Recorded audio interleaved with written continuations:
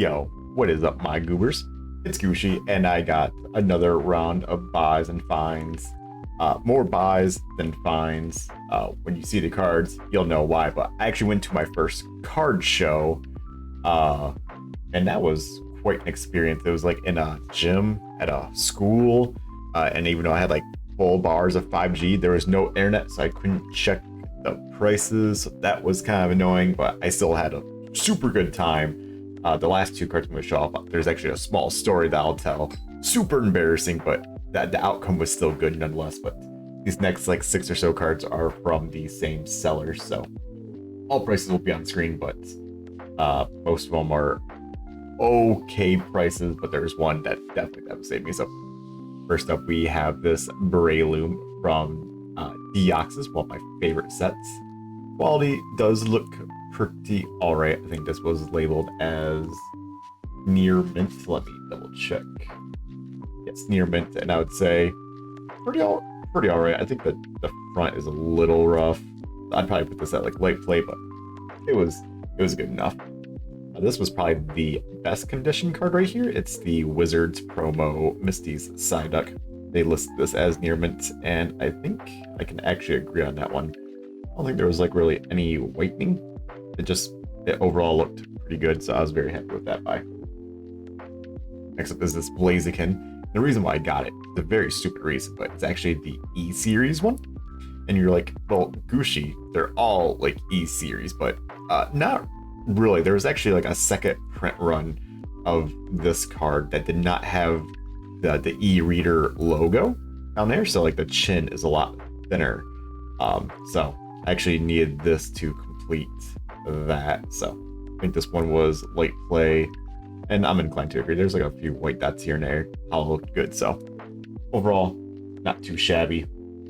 The next few cards are very questionable in how the person rated them, but this is a reverse hollow Doug Trio from Fire Red Leaf Green. You put it at light play, it was only like $3, but pretty sure, yep, that side's definitely a little roughed up. The bottom is a little rough.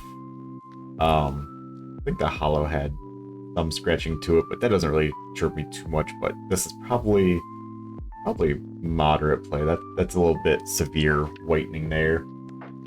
Then this Swiper reverse hollow from EX Emerald, another one of my favorite sets for its reverse pattern, was also put at light play, but again, that's rough. That the bottom is that corner. Yep, the corner's a little rough. I think this corner here. No, I guess it's just that same corner, but this is definitely, again, probably put at moderate play. And I definitely overpaid on this card too, unfortunately. Even near mint, I don't think it's worth the $7 they paid for, but this is the biggest offender of them all, unfortunately. Lane's Moltres. I was actually very excited to get this card because it was the last hollow I needed from Gym Challenge. They put it at light play for $38. I got it for $35, but upon closer inspection, it's very scratched. There's a crease there, and there's a crease there, which to me is pretty much an auto damage. Good whitening up there. You can really see the creases there. I think there's even, yep, there's another one right there. So even if I was being generous, this is heavy play. I definitely overpaid for it. But the dealer's wife said this was one of her childhood cards, and she was happy to know it was going to a collector. I mean, I guess that's kind of okay, I guess. That makes me feel a little bit better about it, but, you know, it's still a little rough. Then last card I got from that dealer was actually for Ollie. It's a PSA 8 Reverse Hollow Quagsire from Unseen Forces. Another set with a pretty good Reverse Hollow pattern. Got for $20. I couldn't find any good on this one. This actually looks like a really good 8. Like, I know there's like a little whitening up there. And the centering, I think, actually looks pretty alright. Might be shifted a little bit side to side, but other Quagsires that are an 8 from like Dragon Frontier and Team Rocket Returns, I think 8s go for 40 to 45, so I think this is actually a pretty good steal.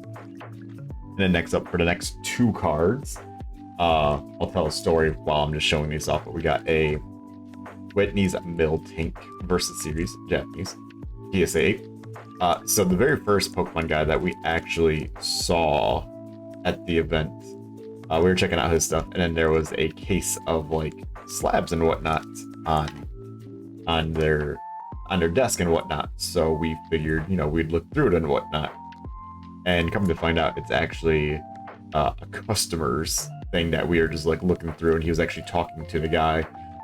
Thankfully, the gent, super nice. He was like, "Oh no, I don't mind at all. I'm actually happy that people are looking through my cards." And there was like a Shining Kabutops. I think there was like maybe like a no rarity, like base at Charizard, Japanese and whatnot in there and whatnot. And he was very happy to sell the cards. So glad that my first card show had an embarrassing hiccup like that. But that's it for this week. Nothing too crazy. Yo, Posai Gooshi here. I know I look gross. Just got a shower. Was editing the video, and I forgot to add some stuff that I just bought, like throughout the week. That I don't get the card shop kind of thing. So I got this off of eBay, and it is a PSA 10 ingredient, but with the like Japanese Pokemon League symbol. I normally don't buy Japanese cards, but since it's green and we didn't get this kind of variant over here, I decided to grab it. And then the other thing I got was this heavy hitter box that I believe is just like exclusive to Sam's Club. They had on sale for $30, and there's 14 packs in here, which I think comes out to like $2.14 a pack, somewhere around there kind of thing. So pretty good value. I'm just gonna keep it sealed and whatnot. And yeah, now to the actual end of this video. Nothing too crazy. This is probably, I don't want to say like my biggest blunder buying cards, but it's definitely not the prettiest. So thank you all for watching. Don't forget to like and subscribe if you enjoyed the content, and there should be videos like here and here, or this is the video one, this is the subscribe one, but yeah, y'all know what to do. Until next week, thank you all for watching, and I hope to see you in the next video.